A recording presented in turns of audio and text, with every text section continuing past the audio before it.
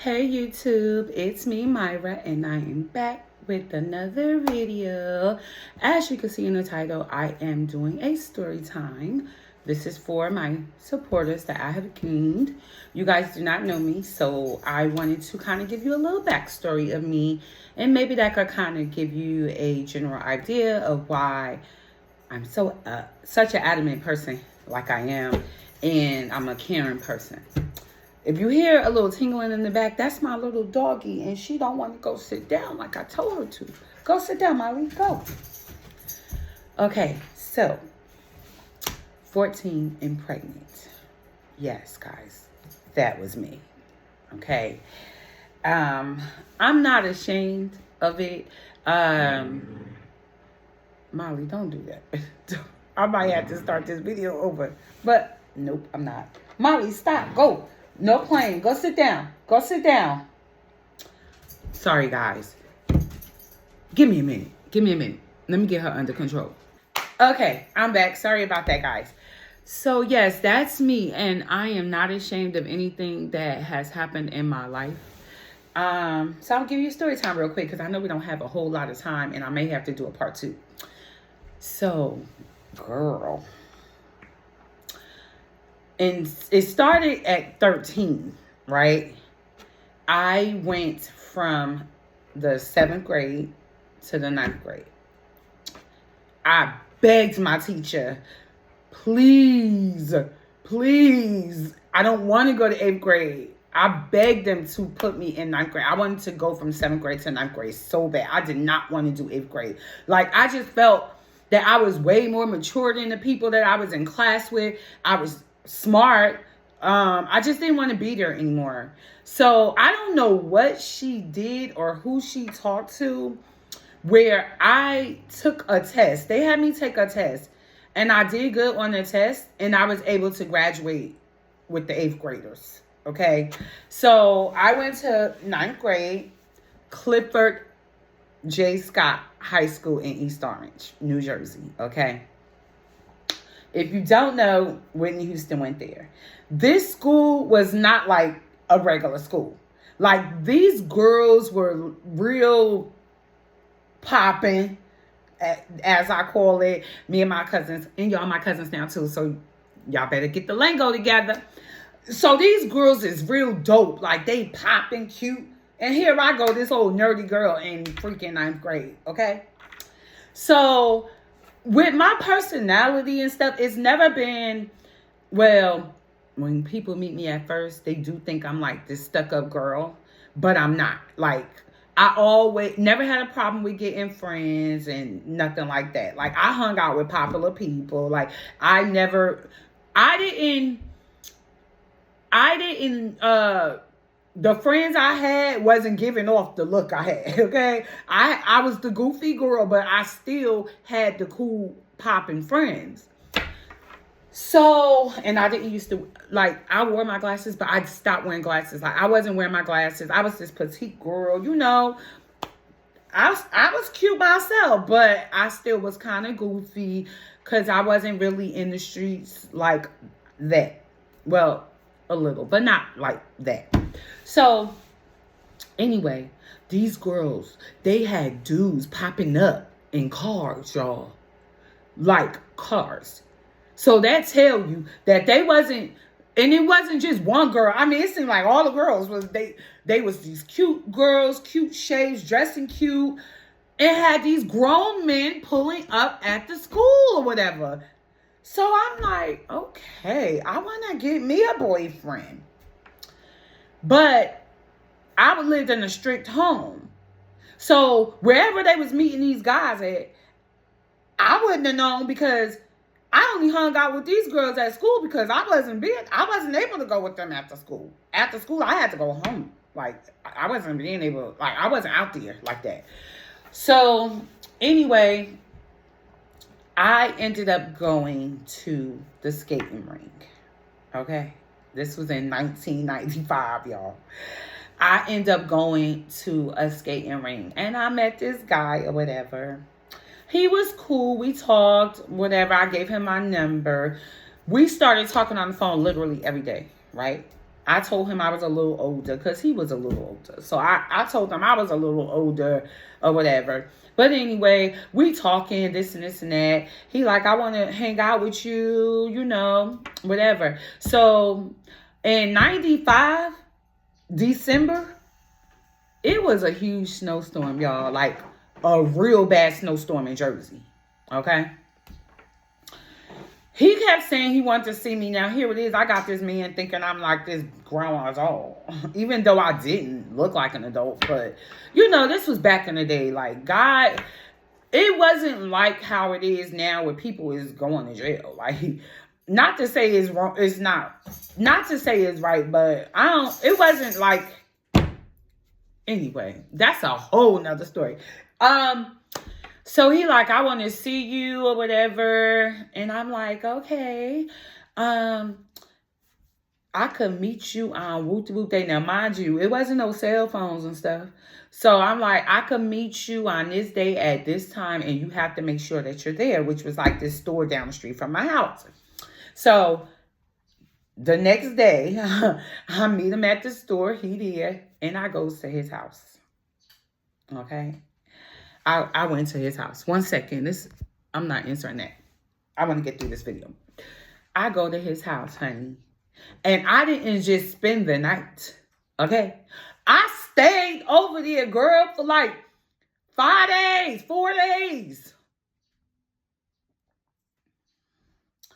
Stranded in a snowstorm. Come on. Stranded, y'all. Stranded. So, I finally get home. Molly, stop. Go sit down. Go sit down.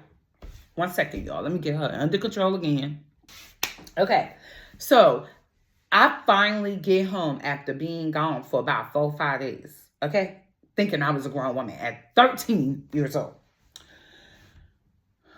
My family was pissed. Okay. I didn't, of course, tell them where I was at. I just made up a lie. I had my own phone because, like I said, we didn't have cell phones. So I had my own landline, my own phone in my room. I got that taken. I was on punishment. I couldn't do nothing. Okay. So here it is. This guy is probably calling me that I done spent 4 days with, and my phone is probably going to voicemail because my people's done took the phone away. So I'm in my room, sitting up in my room. Remember Brandy? That song was out, I think, back then too, because I was in there listening to it. So anyway, I hear the doorbell ring, and something in my heart told me it was him, y'all. It was him. So I get a Myra, get down here right now. I go downstairs. Now this is basically I'm walking down the stairs, the stairs of shame, because at this point I seen him at my window. I seen that it was him at the door ringing the doorbell. Okay.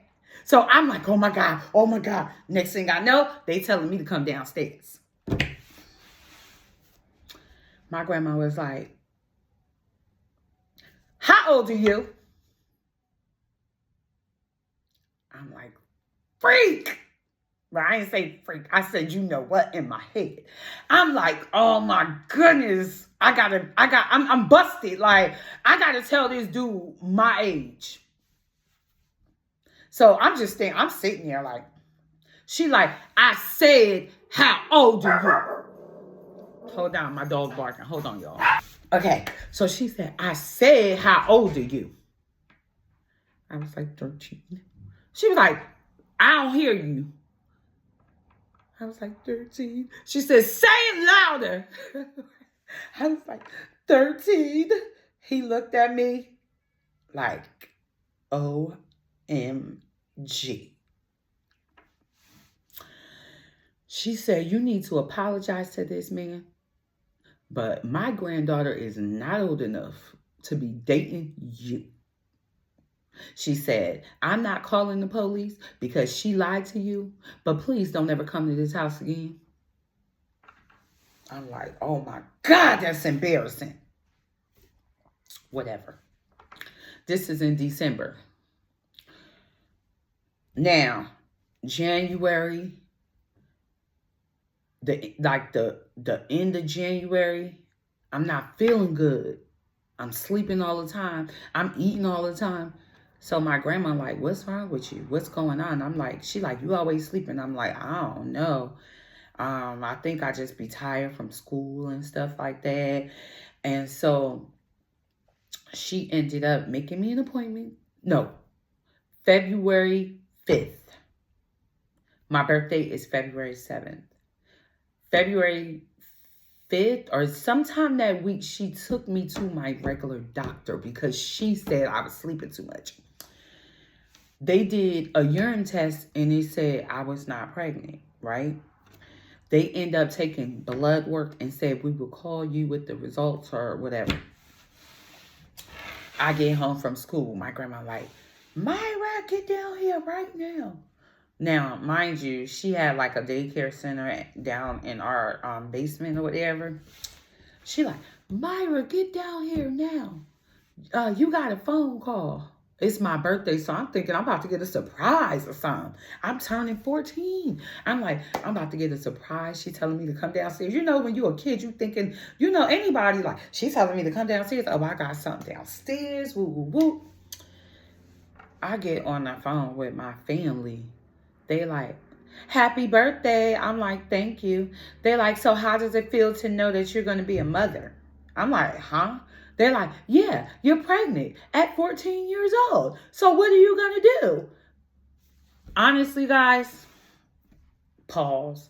When they said, so what are you going to do? I'm still trying to take in what they said because they're knowing information that I didn't even know. They didn't sit me down and tell me, listen, we spoke to the doctor because I was a minor, so they was able to give them all the information.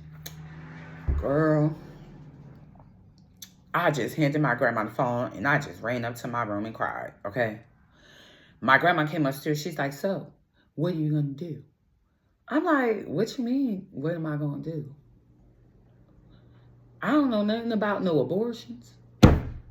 I'm a kid. Hello. None of that stuff came to my mind. All I could think about is that I'm about to be somebody's mother. This is what I was thinking at 14. Like, I'm really pregnant. I'm 14. I'm going to be somebody's mother. I wasn't thinking abortion, none of that stuff. That never, ever was a thought. Matter of fact, I don't even think I probably knew about abortions, but I didn't.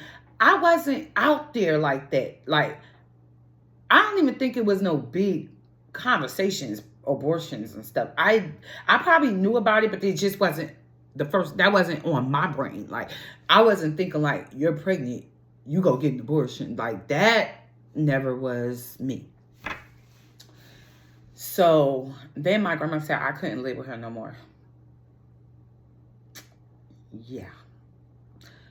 So she said that I cannot have you here having a baby. Since you're making a decision to have a baby at 14, you can no longer live here.